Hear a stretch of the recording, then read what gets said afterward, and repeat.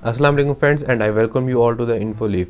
दोस्तों आज की वीडियो बहुत ही ज़्यादा इंटरेस्टिंग होने वाली है क्योंकि आज हम डिस्कस करेंगे व्हाट्सएप की न्यू जो पॉलिसी आई है उसके बारे में।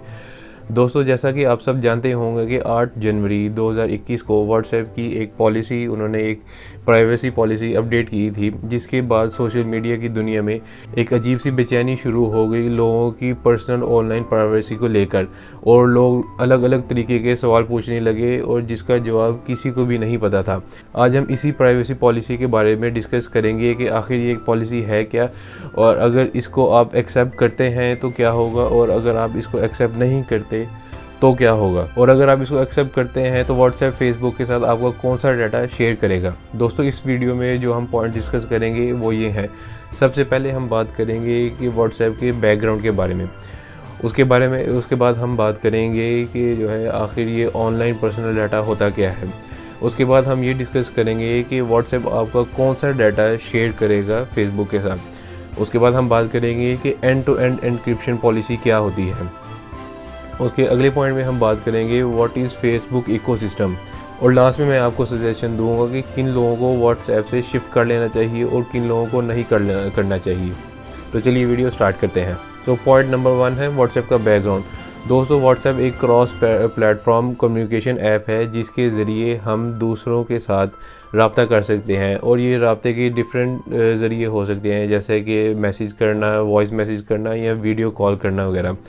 दोस्तों व्हाट्सएप जो है वो इस टाइम दुनिया में सबसे ज़्यादा इस्तेमाल होने वाली ऐप्स में से एक है, और इसके तकरीबन पूरी दुनिया में 5 बिलियन से भी ज़्यादा यूज़र्स हैं, जो कि एक बहुत ही ज़्यादा बड़ा नंबर है। फेसबुक ने इंस्टाग्राम को फरवरी 2012 में ऑन किया था, और उसके बाद 2014 में व्हाट्सएप को ऑन कर लिया था फेसबुक ने, और तब से ही व्हाट्सएप जो है फेसबुक कंपनीज़ का बहुत ही एक अहम हिस्सा रहा है। दोस्तों ये जो फेसबुक कंपनीज़ हैं ये एक एड बेस्ड बिजनेस मॉडल पे चलती हैं, जिसका मतलब ये है कि ये आपको अपनी सारी facilities free of cost provide करती हैं। इसके बदले में ये आपको एड्स दिखाती हैं, और उन एड्स दिखाने के पैसे ये उन एड्स दिखाने वाले डीलर से लेती हैं, और उस पैसों से अपना सारा ये खर्चा कंपनीज चलाती हैं। फेसबुक कंपनीज़ आपका ऑनलाइन डाटा इकट्ठा करता है ताकि वो आपको ज़्यादा से ज़्यादा रेलिवेंट एड्स दिखा सके, ताकि आप उन एड्स को देखकर शॉपिंग करें और अपने पैसे खर्च करके उन डीलर्स को फ़ायदा पहुंचा सकें जिन्होंने फेसबुक को पैसे दिए हैं वो एड्स दिखाने के लिए।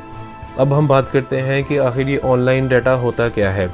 दोस्तों हम एक डिजिटल एज में रहते हैं जहां कन्वीनियंस का मतलब है प्राइवेसी। आप कितनी कन्वीनियंस चाहते हो और इसको हासिल करने के लिए आप कितनी प्राइवेसी गिव अप करना चाहते हो, ये कम्प्लीटली आपके ऊपर डिपेंड करता है। दोस्तों फेसबुक आपको रेलिवेंट एड्स दिखाने के लिए आपका बहुत सारा ऑनलाइन डाटा इकट्ठा करता है, जैसे कि आपकी लोकेशन, आपका एरिया, आपकी लैंग्वेज, आपका टाइम जोन, आपका आईपी एड्रेस, आपका ब्राउज़र डाटा वगैरह। और ये डाटा इकट्ठा करके फेसबुक जो है आपको उसके मुताबिक, आपके एरिया के मुताबिक एड्स दिखाता है। इसकी मिसाल इस तरह है कि सपोज़ कि आप लोग किसी जगह पे ट्रैवल करने गए हैं। अब आप जब उस लोकेशन पे पहुंच जाते हैं तो आप ये नोटिस किया होगा आपने कि फेसबुक पे आपके मोबाइल पे उस लोकेशन की अकॉर्डिंग जो है जो पॉपुलर प्लेसेस हैं, जो पॉपुलर रेस्टोरेंट्स हैं या जितने भी शॉपिंग एरियाज़ हैं उस जगह के पॉपुलर, वो आना शुरू हो जाती हैं उन एड्स में। तो ये कहाँ से आती हैं? ये वही जो आपका जो ऑनलाइन डाटा होता है फेसबुक इकट्ठा करता है और फिर आपको वो ऐड शो करता है। इसी तरह एक और मिसाल इस तरह है कि आप किसी जो है शॉपिंग मॉल में जाते हैं, किसी शॉप में जाते हैं, किसी ब्रांड की शॉप में आप शॉपिंग करने जाते हैं और आपने उधर से कोई चीज़ ख़रीदी है, और फिर आप ये नोट करते हैं कि उसी दिन रात को या अगले दिन सुबह आपको उसी जो प्रोडक्ट से रिलेटेड या रेलिवेंट एड्स आना स्टार्ट हो जाती हैं। ये भी इसी वजह से आना स्टार्ट हो जाती हैं क्योंकि फेसबुक आपका जो ऑनलाइन डाटा है वो इकट्ठा करता है और फिर आपको ये दिखाता है, और ये वही एड्स होते हैं जो कि आपके एरिया और टाइम जोन के मोस्ट रेलिवेंट होते हैं। लेकिन दोस्तों इंटरेस्टिंग बात यह है कि सिर्फ फेसबुक ही ये डाटा इकट्ठा नहीं कर रहा है, बल्कि आज से बहुत सालों से जो गूगल और यूट्यूब भी इसी बिज़नेस मॉडल पे काम कर रहे हैं, और वो भी ये डाटा इकट्ठा करके आपको एड्स दिखाते हैं।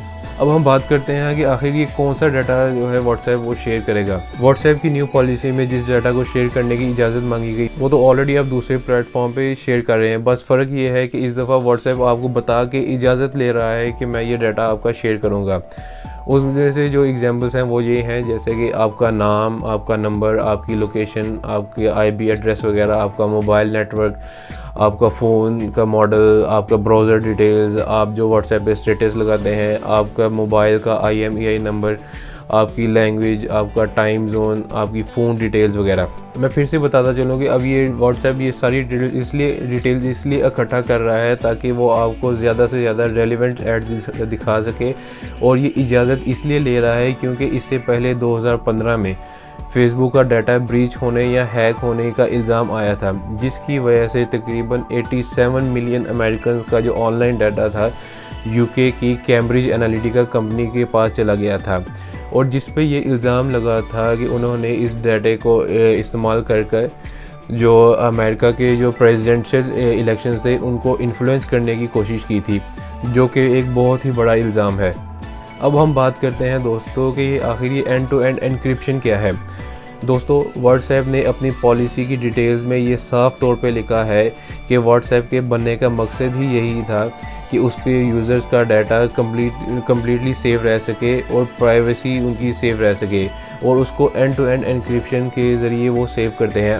अब एंड टू एंड एनक्रिप्शन होता क्या है? मिसाल के तौर पर आपने व्हाट्सएप को यूज़ करते हुए अपने किसी फ्रेंड को मैसेज सेंड किया। अब वो जब आपने वो मैसेज सेंड किया और जब तक वो आपका जो फ्रेंड है उस मैसेज को देख नहीं लेता है, तब तक वो डाटा जो है, वो मैसेज है, वो एनक्रिप्टेड है।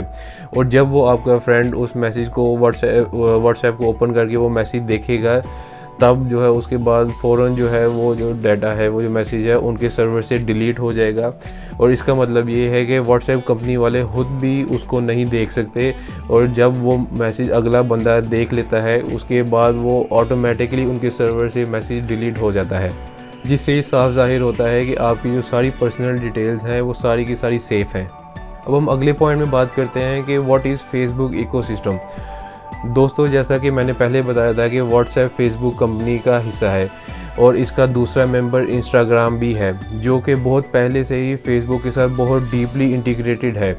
इसका मतलब ये है कि जो भी डिटेल्स आप इंस्टाग्राम पे शेयर करते हैं वो सारी जो डाटा जो है वो ऑलरेडी वो फेसबुक के साथ शेयर कर रहा है, और ये सारा फेसबुक इकोसिस्टम का हिस्सा है। जिसका मतलब ये है कि फेसबुक जो है इन सब डिफरेंट प्लेटफॉर्म से आपका डाटा इकट्ठा करता है और आपको बेहतर से बेहतर और अच्छी से अच्छी रेलिवेंट ऐड दिखाने की कोशिश करता है। सो इसका मतलब ये हुआ कि अगर आप व्हाट्सएप डिलीट कर भी देते हैं लेकिन आप फेसबुक और इंस्टाग्राम पे मौजूद हैं, तो आपको व्हाट्सएप डिलीट करने का कोई भी फ़ायदा नहीं होगा, क्योंकि ऑलरेडी ये दोनों ऐप्स आपका डाटा इकट्ठा कर रही होंगी।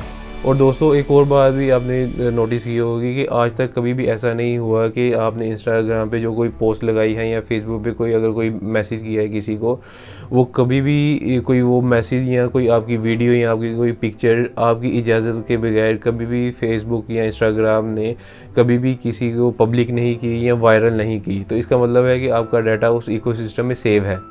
तो इसका मतलब है कि अगर आप व्हाट्सएप को छोड़ना चाहते हैं तो आपको फेसबुक इकोसिस्टम को भी छोड़ना पड़ेगा, लेकिन इसको छोड़ना बहुत ज़्यादा आसान नहीं होगा, क्योंकि ये जो सॉफ्टवेयर्स हैं, ये जो ऐप्स हैं, ये बहुत ही ज़्यादा यूनिवर्सल हो चुकी हैं। यूनिवर्सल मीन्स के बहुत ज़्यादा लोग इन ऐप्स का इस्तेमाल कर रहे हैं। और आज के ज़माने में अगर आप किसी बंदे से पूछें कि भाई अगर तुम व्हाट्सएप इस्तेमाल करते हो और आगे से वो बंदा कहता है कि नहीं मैं व्हाट्सएप इस्तेमाल नहीं करता, तो आप उसकी तरफ हैरानगी से देखेंगे कि भाई आज के ज़माने में इस बंदे के पास व्हाट्सएप ही नहीं है, ये किस ज़माने में जी रहा है। जी, अब हम बात करते हैं आज के लास्ट पॉइंट पे, और जो कि सबसे इम्पॉर्टेंट पॉइंट है, जिसमें मैं आपको बताऊँगा कि किन लोगों को व्हाट्सएप से शिफ्ट कर लेना चाहिए। देखिए दोस्तों, अगर आप फेसबुक इकोसिस्टम का हिस्सा नहीं है, ऑलरेडी आप हिस्सा नहीं है, तो आपको स्विच कर लेना चाहिए। दोस्तों, आपको याद ही होगा एलन मस्क ने अपनी ट्वीट में ये बोला था कि यूज़ सिग्नल, लेकिन क्या आपको ये पता है कि Elon Musk already Facebook ecosystem का हिस्सा नहीं है, और ना ही वो फेसबुक या इंस्टाग्राम इन दोनों में से किसी भी ऐप को यूज़ नहीं करते। इसके अलावा जो ट्विटर के CEO हैं वो भी फेसबुक के इकोसिस्टम का हिस्सा नहीं है। इसलिए अगर आप इस इकोसिस्टम का हिस्सा नहीं है तो आप इजीली व्हाट्सएप से स्विच कर सकते हैं। मेरे ख्याल से अगर आप गवर्नमेंट के कोई हाई प्रोफाइल ऑफिशियल हैं या कोई नेशनल लेवल के लीडर हैं या ब्यूरोक्रेट हैं, या आपने माजी में या अभी किसी ऐसे हाई प्रोफाइल सिक्योरिटी इदारे में काम कर रहे हैं जिसकी डिटेल्स आप दूसरों के साथ शेयर नहीं कर सकते, या आप कोई बहुत बड़े सेलिब्रिटी हैं, तो फिर जो है आपको व्हाट्सएप छोड़ देना चाहिए। लेकिन उसके अलावा अगर आप जो है व्हाट्सएप के अलावा आप फेसबुक पे भी अवेलेबल हैं, या जो है आप इंस्टाग्राम पे भी रेगुलर पोस्ट करते रहते हैं, तो फिर आपको व्हाट्सएप छोड़ने का कोई भी फ़ायदा नहीं होगा। फ्रेंड्स, आज की डेट में हम किस कंपनी के साथ अपना कौन सा ऑनलाइन डाटा शेयर कर रहे हैं, हमें ये ज़रूर पता होना चाहिए ताकि हम उसको बेहतर तरीके से कंट्रोल कर सकें। मेरी वीडियो को एंड तक देखने का शुक्रिया, और इस वीडियो को अपने फ्रेंड्स और रिलेटिव्स के साथ शेयर करना मत भूलिएगा ताकि वो भी इस करंट सिचुएशन के बारे में अप टू डेट हो सकें। और मुझे कमेंट सेक्शन में ज़रूर बताइएगा कि क्या आप अभी भी स्टिल व्हाट्सएप ही यूज़ करेंगे या आप इसके जो अल्टरनेटिव ऐप्स हैं उन पे शिफ्ट कर देंगे। अगली वीडियो तक के लिए अपना बहुत ज़्यादा ख्याल रखिएगा। अल्लाह हाफिज़।